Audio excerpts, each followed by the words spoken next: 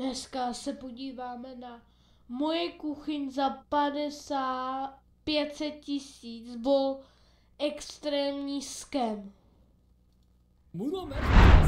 Určite má každý z vás doma kuchyňu a už je len otázkou času, že kedy sa predsťahujete od rodičov do vlastného bývania, kde si budete kuchyňu udržovať alebo dokonca aj zariadzovať úplne sami. A preto by som vám v tomto videu chcel povedať, že aké veľké chyby som ja urobil počas zariadzovania svojej kuchyne, aby som vám ušetril čo najviac peňazí ako sa dá. Takže sledujte toto video. Tak to je dobrý. Takže se podívejte i na tohle video, abyste taky ušetřili. Až dokonca je extrémne dôležité. A toto video sponzoruje Dellinger. Na konci videa si urobíme unboxing. Jo, takže čaute ľudia, moje meno je Moon a pred pár týždňami som vydal video House Tour, kde som vám ukazoval svoj celý barák a zároveň som vám ukazoval moju kuchyňu za Na to se podíváme. milióna korún, ktorú som si v mojom baráku nechal vybudovať. Viem, že kuchyne nie sú veľmi tematické pre vašu vekovú kategóriu, ale verte mi, ešte pred pol rokom som bol vo vašej pozícii. To bol akurát čas, kedy som si kupoval tento barák. Je to čistá novostavba a okrem kúpeľní, svetiel a podlahy tu Mojí generaci vůbec tyhle ty věci nezajímají, tak proč jsme... Tak se na to prostě podíváme. nebolo nič. Nebola tu žiadna obývačka, žiadna kuchyňa, všetko toto som si tu potreboval vybudovať ja sám. Takže keď sme sa tu nasťahovali, tak sme si s Nudličkou povedali, že hej, tú kuchyňu proste potrebujeme čo najrýchlejšie, pretože ináč by sme bez nej nemohli normálne fungovať. Takže sme si hneď s Nudličkou nakreslili nejaký náčrt toho, že ako chceme, aby naša vysnená kuchyňa vyzerala. Povedali sme si napríklad, že chceme mať v nej matné materiály, ostrovček, na ktorom by bol ten taký plynový varič. Povedali sme, že chceme dvierka bez uchytiek, aby sme do nich nenarážali. Chceme tú kuchyňu mať čierno-bielu, chceme mať americkú lednicu, veľmi úložného priestora, zásuvky v ostrovčeku a celkovo, aby tá kuchyňa bola minimalistická. Takže to bol prvý zábavný krok, ktorý sme s Nudličkou spravili. Nič iné sme v podstate robiť nemohli. Keby sme chceli mať kuchyňu, tak sme mali dve možnosti. Buď pôjdeme do IKEA, objednáme si ju a skonštruujeme si ju sami, alebo si zavoláme nejakú firmu, ktorá nám to celé objedná a zmontuje na mieru. A samozrejme, že sme chceli kuchyňu na mieru. A taktiež som chcel kuchyňu, ktorá bude o trošku drahšia, pretože moji rodičia, keď kupovali barák v roku 2007, tak tam kúpili úplne najlacnejšiu kuchyňu, lebo nemali finančnú rezervu a tá kuchyňa momentálne vyzerá absolútne hrôzostrašne. Takže tu som tú chybu urobiť nechcel a preto som si nastavil budget 400 000 korún. Preto som sa opýtal majiteľa tohto baráku, o ktorého som túto novostavbu kúpil, že nemá náhodou nejaké návrhy alebo firmu, ktorá by tu vedela kuchyňu vybudovať. On mi samozrejme povedal, že zhodou náhod už tu robil do toho baráku nejaké mini projektiky, nejaké malé návrhy, ktoré ale nezrealizoval. A boli to akurát nejaké návrhy na kuchyňu v približnej cenovej kategórii 150 až 200 000 korún. Samozrejme tieto kuchyne vyzerali veľmi lacine a mali veľmi lacné spotrebiče, takže sme to odignorovali, ale firmu sme si ponechali, pretože sme zistili, že dokážu urobiť aj kuchyne na mieru. Takže som sa s typkom skontaktoval a dohodli sme si stretnutie v centre Prahy. Ja som teda s Nudličkou išiel do centra a čakali sme na jednej takej divnej ulici, kde sme hľadali márne nejaké kuchynské štúdio alebo nejaký kuchynský showroom, ale nie, prosím vás pekne, na tom mieste, kde sme mali čakať, prišiel za nami typek, ktorý bol pomaly tak starý, jak ja, bol to môj rovesník. Mal pri sebe notebook a hovoril mi, aby sme si išli sadnúť do kaviárne. A ja som hovoril, že what? Ja nejdem do žiadneho kuchynského štúdia alebo niečo, kde budeme preberať tieto veci, kde mi ukáže nejaké materiály alebo takéto niečo. Nie. Prišiel za mnou reálne rovesník, ktorý ma zavolal do kaviárne s jedným notebookom, kde sme mali údajne tú kuchyňu preberať. Tak som si povedal, že OK, je to mimo mojich predstav, ale dobre, idem do tej kaviárne a uvidím, čo ma čaká. Typek si vybral notebook na ten stôl, začal mi tam pokladať otázky, že akú máme predstavu a my sme mu všetko začali vysvetľovať. Najprv sme vlastne zisťovali, že ako technicky môže tá kuchyňa vyzerať. Či chceme mať do účka, alebo či tam chceme mať proste tú linku dlhú a vedľa toho ostrovček, alebo či to chceme mať len do L-ka, alebo aj L-ko a aj ostrovček, tak sme sa vybrali aj pre L-ko, aj pre ostrovček dokopy. A všetko to bolo super, až do tej doby, pokým sme riešili detaily, pretože ten typek, ktorý to s nami riešil, bol zjavne úplne nový v kuchynskom podnikaní alebo v podnikaní okolo kuchyni. Pretože my ako zákazníci samozrejme nemáme prehľad o tom, že čo ide do kuchyne tak, aby to splňalo naše požiadavky. Niekedy proste potrebujeme poradiť ohľadom toho, že aké poličky, aké materiály, aké súčiastky, aké tie konštrukčné záležitosti sú dobré. A dá sa povedať, že v kopu prípadoch nám proste ten typek len dal katalóg a ukázal nám, aby sme si proste vybrali, čo všetko do tej kuchyne chceme. Ako my máme vedieť, ako má kuchyňa vyzerať, keď je to naša prvá kuchyňa v živote a nevyznáme sa do toho na všetky tie rady, čo nám všetko. Tak ten byl asi začáteční, no tak to se stává, anebo byl prostě hloupej, no. doporučuje a tak ďalej, je tu práve on ako profík. Takže to bol taký prvý red flag, ktorý sme si na tom všimli, jo. Pretože v akomkoľvek kuchynskom štúdiu vám povedia, že odporúčame vám toto, pretože je to praktické, pretože je to dobré na údržbu, tento spotrebuje, že dobré na toto a dostate proste ponuku odporúčaní, od tohto typka sme nedostali skoro nič. Čo bola veľmi veľká škoda. Ale OK. Typek sa pár dní prišiel do našeho domu, s nejakým typkom proste zmerali steny a tak ďalej, aby prišli na rozmery. Do pár dní som dostal vizualizáciu a taktiež zmluvu, ktorú som podpísal a zaplatil som im depozit na to, aby mohli kuchyňu objednať. Takže kuchyňa bola objednaná a museli sme čakať mesiac a pol, kým tá kuchyňa z výroby príde, aby ju mohli namontovať. Za ten mesiac to bolo veľmi dobrodružné, pretože hlavne teda nudlička tu varila proste na stole na elektrickom variči a všetky ingrediencie, korenia a tak ďalej mala proste iba v nejakej poličke. Vážne, stálo to za to takéto niečo zažiť. Bolo to dosť dobrodružné, ale radšej by som sa už k tomu nikdy nevracal. A hlavne teda nudlička. No po približne 2 týždňoch nastali prvé komplikácie. Jedna z týchto komplikácií bolo tom, že nám typek oznámil, že či máme pripravenú elektrínu na montáž. A ja som si povedal, že what? Že aká elektrína? Proste toto má robiť montážnik. A nie, v zmluve bolo napísané, že elektrínu k tejto kuchyni si máme predpripraviť my sami. A ja som povedal, že OK, tak toto je celkom halus. Čo mi prišlo trochu neférové, pretože rozhodne je chyba na mojej strane, že som si neprečítal zmluvu, ale na druhej strane mi to ten týpek mal povedať, mal na to dať dôraz, že tá elektrina musí byť predom pripravená, pretože teraz mi to príde len také zbabelé, že sa proste len schoval za nejakú vetu v zmluve, aby sa zbavil tejto povinnosti. Tento problém som samozrejme vyriešil. Prišiel ku mne kamarát, rozvrtal mi polku stien tu a takto v kuchyni a natiahol mi tu elektrické káble na to, aby sa tu pripravili zástrčky pre spotrebiče, ktoré v tejto kuchyni budú. Ďalší problém, ktorý sme tu mali s elektrikou, je ten, že do ostrovčeka sme chceli dať plyn a elektrické zástrčky. No problém je v tom, že všetky tieto veci ako plyn alebo elektrínu by sme museli do tohto ostrovčeka naviesť samozrejme cez podlahu. To znamená, že podlahu sme museli vybrať a všetko toto zaintegrovať alebo zavrtať do podlahy. No problém bol v tom, že v tomto baráku je podlahové topenie. To znamená, že všade tu na takto pod podlahou sú také trubičky, kde ide teplá voda a tým pádom to ohrieva podlahu a vyhrieva to celý barák. To samozrejme znamená to, že napríklad taký plyn sa nám tam proste nevojde, pretože sme mohli vrtať maximálne 2 alebo 3 cm pod podlahu, ináč by sme narazili na tie trubky. Takže sme sa nakoniec vykašľali na ten plynový varič a dali sme tu elektrickú indukčnú dosku. Zhodou náhod mi v tom momente robili koberec v mojej spálni a bol to typek, ktorý vedel robiť aj podlahy, takže som si ho zobral mimo tú firmu kobercovú a spravil mi tu custom výber týchto podlahových dlaždic, takže na tohto pána som mal šťastie, lebo nie každý to vie robiť. A samozrejme potom som ešte musel nájsť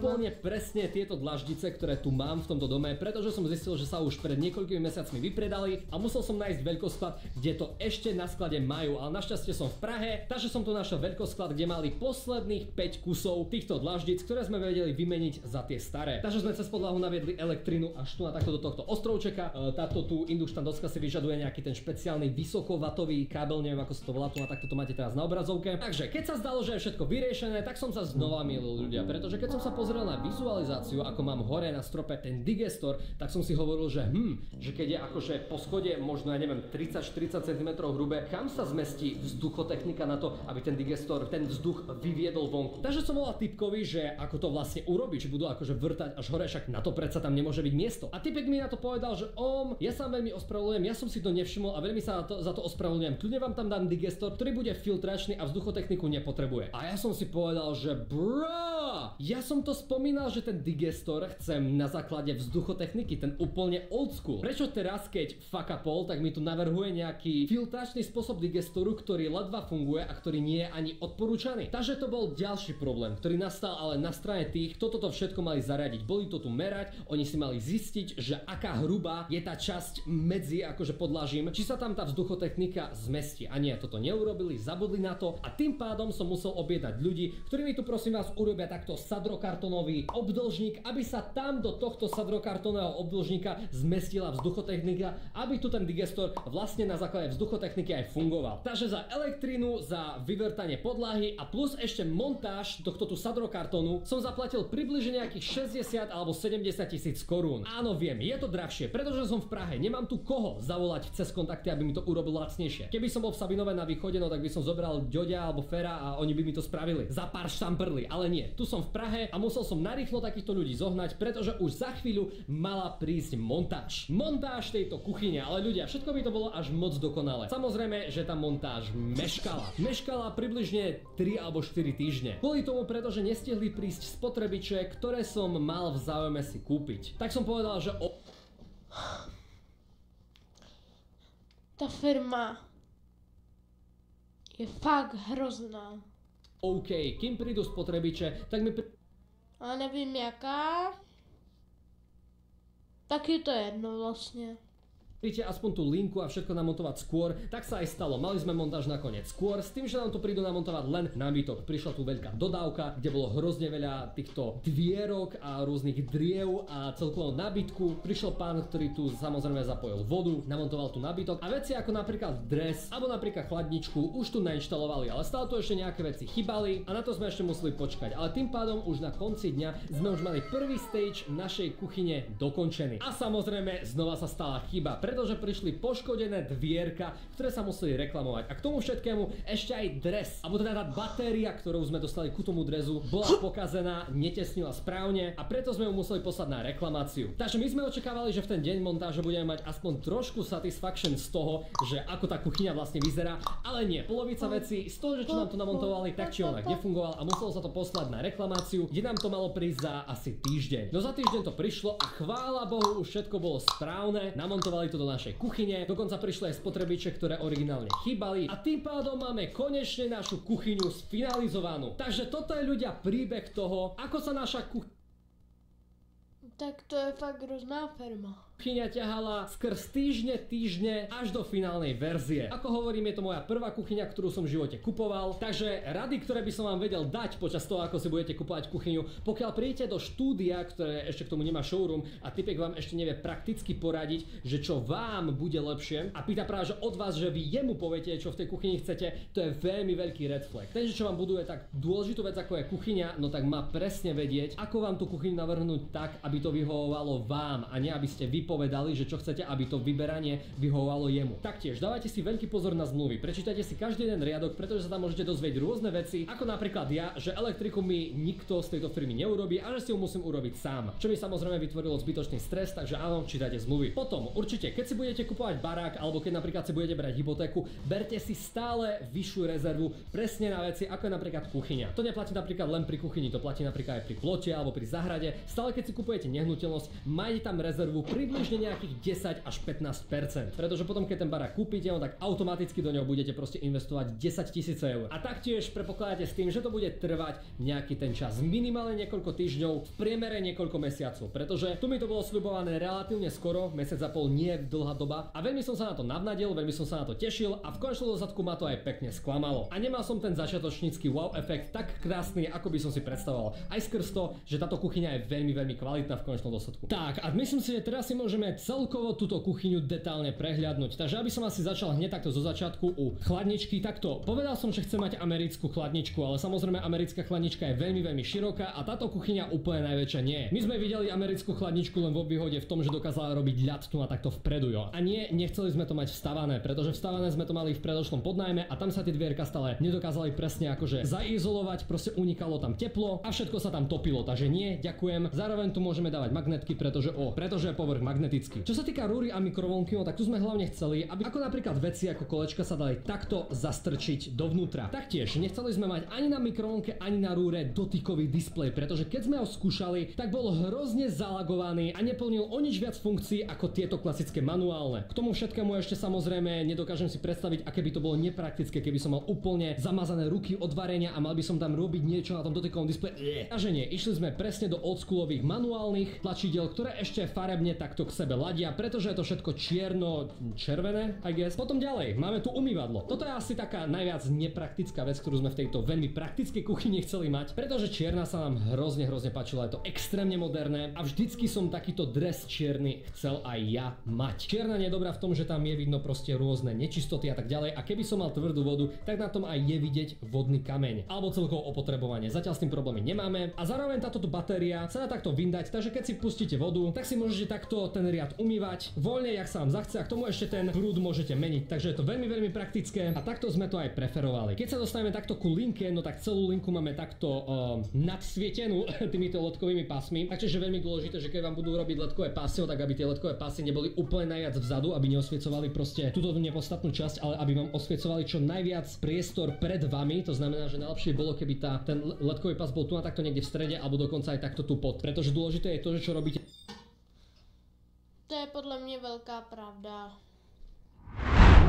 to je čo robíte vzadu. Takže svetelnosť je úplne perfektná a taktiež sme volili veľmi podobnú farbu tejto tu linky, akú máme na podlahe. Nejde tu len o ten materiál, lebo keby sme napríklad mali masív, tak by sa to o to trebalo akože o mnoho viac starať, ale ide taktiež aj o farebné zladenie. Pretože sme chceli, aby celá táto kuchyňa bola farebne zladená k tomu, aby sme si to tu viac užívali, aby nebola nejaká maximalistická. Proste my sme klasickí Gen Z typci, ja nudlička, a máme proste takýto čierno-biely minimalistický štýl radi. Na bielej, ale hlavne aj na čiernej je stále vidieť ale veľmi veľa otlačkov. To znamená, že tieto tu dvierka, ktoré sú v bielej, sú v matnej bielej, nie sú v lesklej bielej, pretože keď sa to dotýkame, no tak aspoň tam nie je vidno otlačky prstov. Čo je pre nás veľmi dôležité, pretože v minulom najmä sme mali lesklú bielu a tam tie otlačky bolo vidno non-stop. Taktiež niektoré dvierka sa zatvárajú úplne normálne s tým, že majú ešte takýto tlmiaci systém. Takže áno, keď sa ma niekto opýta, že aký je rozdiel medzi lacnou a drahou kuchyňou, tak je to aj v týchto tu súčiastkách, ktoré dokážu tie uzatvorenia utlmiť. Samozrejme tu máme aj tieto tu magnetové systémy, kde si takto môžeme napríklad otvoriť rohovú časť a zavrieť to takto na magnet. Máme to tak aj pri viacerých prípadoch, teda ešte doteraz si zvykám, že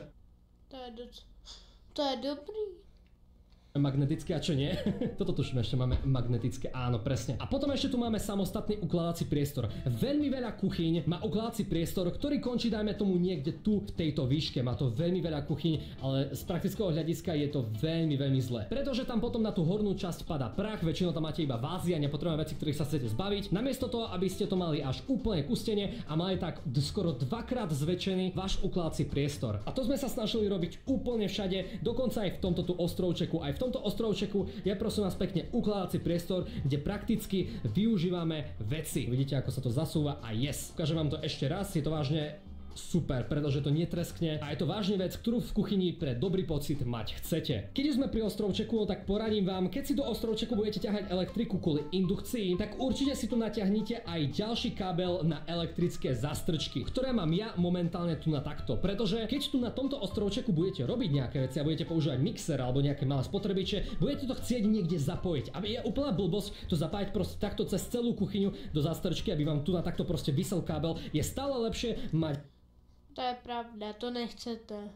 Nezažil jsem to, ale podle mě to nechcete. Zastrčku aj priamo v ostrovčeku. Keď už tu budete robiť niečo ako indukcia, tak to samozrejme pripravte aj druhý kábel na elektrické zastrčky. Ja to každopádne ešte mám samostatný USB-C-čkový 65W vstup na to, aby som si tu proste dal iba USB-C a môžem tu byť na noťase a ten noťas sa mi proste z toho USB-C nabíja. A taktiež vám ešte veľmi neodporúčam dávať zastrčku tu na takto hore na ostrovček, pretože keď tu niečo budete robiť a vyleje sa vám voda, tak tá voda vám zatečie do tej konštrukcie, kde sú väčšinou tieto zastrčky a už je veľký problém. Takto samozrejme ešte čo sa týka tejto indukcie. Pokiaľ by ste nemali podlahové topenie a viete tam z nejakého dôvodu naviesť aj plyn, pokiaľ nie ste profesionálny kuchár, tak je to podľa mňa úplne zbytočné, pretože plynový varič je o mnoho ťažší na údržbu a taktiež to môže mať vplyv aj na vaše okolie, že proste okolie môže mať masnoty a tak ďalej. Takže indukčná doska je veľmi ideálna. My sme si konkrétne vybrali tutom, kde je viac miest, ktoré sa dajú napríklad spojiť na varenie rýb alebo ostatné veci k tomu všetkomu. Potom tu ešte máme ovládanie každej jednej sekcie samostatne, takže tu máme normálne číselník. Namiesto toho, aby sme tu ten číselník mali jeden a prepínali si len typy, nie. Každá jedna várna časť tu má vlastný číselník, ktorý je aj celkom dobrý na údržbu, teraz to tak nevyzerá, lebo som na to zabudol. Ale normálne si kúpite takúto vec, každodenný čistič várne desky, to nasriekate na to, utriete a dosku máte čistú. Taktiež pokiaľ budete robiť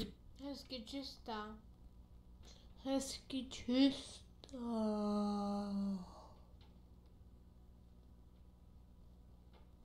elektrínu, tak dávajte si pozor, aby tieto elektrické zastrčky boli ďaleko od drezu, pretože ako dobre viete, tak voda a elektrina veľmi nie sú kamaráti. Ja som teda volil zastrčky ABB Zony a ďakujem veľmi pekne Tomovi Brzobohatému, ktorý točí videá, ktoré som nasledoval úplne dopodrobná, keď som ja zariadzoval svoj barák. Takže ťa pozdravujem a dúfam, že zareaguješ aj na môj barák.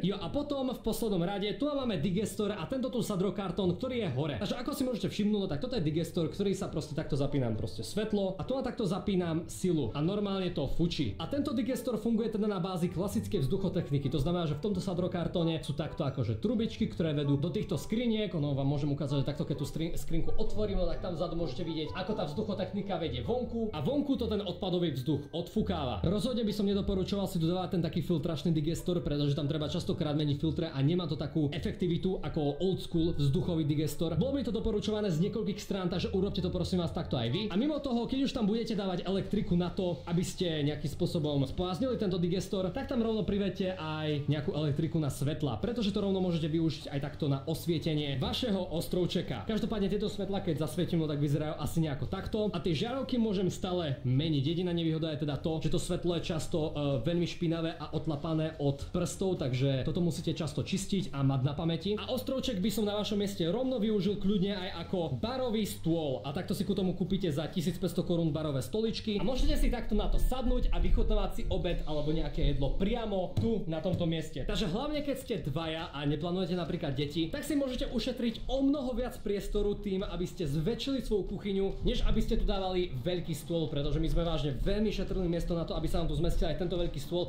ktorý v podstate bez toho, že by sme mali návštevy, ani nevyužívame. Takže pokiaľ nemáte žiadne návštevy a ste buď jednotlivec alebo ste maximálne nejakí dvaja, možno traja, tak by som proste tento ostrovček bral rovno aj ako jedalenský stôl a tým si ušetrite veľa miesta a môžete si napríklad zväčšiť linku, ktorú budete viac prakticky využívať. Pokiaľ nie, pokiaľ tie návštevy máte, no tak stôl je nezbytný. Každopádne, čo sa týka stolu, no tak tento stôl je taktiež urobený na mieru, tak aby mečoval s našou podlahou, čo je úplne úžasné, ale pokiaľ ste typ človeka, ktorý si na stoli dávate furt nejaké obrusy alebo takéto niečo, tak to až tak podstatné nie je. Ja si myslím, že o mnoho hlavnejšie je to, že ako máte nastavené nožičky, pretože napríklad na tomto stole, tým, že tie nožičky sú takto do štvorca, tak to vyzerá o mnoho štýlovejšie, ale musíte si dávať pozor na to, že aké máte stoličky, pretože pokiaľ máte takéto stoličky, kde takto z boku akože tú stoličku môžete dať tým, že to proste iba prekročí tú dolnú líniu, tak je to aj v pohode, ale pokiaľ máte stoličky, ktoré sú proste také viac spojené alebo viac centralizované, tak tamto už problém môže byť. Takže na to si dávajte pozor. Taktiež je veľmi podstatná veľkosť tohto stola. Keď si budete objednávať stôl na mieru, tak si tam dávate vážne veľmi veľký dôklad na to, že aký veľký ten stôl vlastne chcete, aby ste ho nemali veľmi malý, ale zároveň ani veľmi veľký. Jo a čo sa týka stoličiek, no tak tie sme kúpili proste nejaké také hlavne na štýl, akože my tieto stoličky nejak brutálne nepoužívame, ale pokiaľ nemáte nejaký brutálny budget, tak môžete kľudne využiť aj nejaké levnejšie varianty. A jo k tomu všetkému ešte tu chceme pridať akože trošku zelene, pretože rozumiete, nejaké dekorácie tomu proste pridajú nejakú tú tvár. A zároveň ešte nezabudnite na taký detail, ako je napríklad takáto mini stolička, pretože napríklad nudlička je ešte nižšia ako ja a ona už napríklad nedotiahne na tieto tu akože vyššie časti, kde je nejaký nabytok. Ja tu ešte relatívne akože dosiahnem, ale nudlička tam už nedosiahne vôbec. Takže tu má takýto stupinek, aby sa na tie praktické miesta vôbec dostala. Jo a čo sa týka vybavenia, tak na tom ešte potrebujeme v budúcnosti zapracovať, ale dneska nám tomu veľmi pomôže firma Dellinger, ktorá nám poslala veľmi veľa kvalitných kuchynských výrobkov, ktoré si momentálne ideme ukázať. Takže dámy a páni, firma Dellinger mi tu poslala veľmi veľa kuchynských špecialít z japonskej kuchyne a dneska si to ideme ukázať. Každopádne, keď na stránke Dellinger použijete kód MOON10, dostanete 10% zľavu na kuchynské náčiní veľmi vysoké kvality do vašej kuchyne. Taktiež majú ešte jeden e-shop, kde si môžete kúpiť katany a rôzne samurajské obleky. To si ešte ukážeme v ďalšom videu, to bude veľmi zaujímavé. Takže čím to vlastne začneme? Takže toto sú japonské nože, ktoré sú zo série Takayuki. Prvý nôž vyzerá nejak takto. Nebojte sa, je tu ochrana, nemusíte sa bať, že by som to porezal. Toto je nôž Petty, zoznamte sa.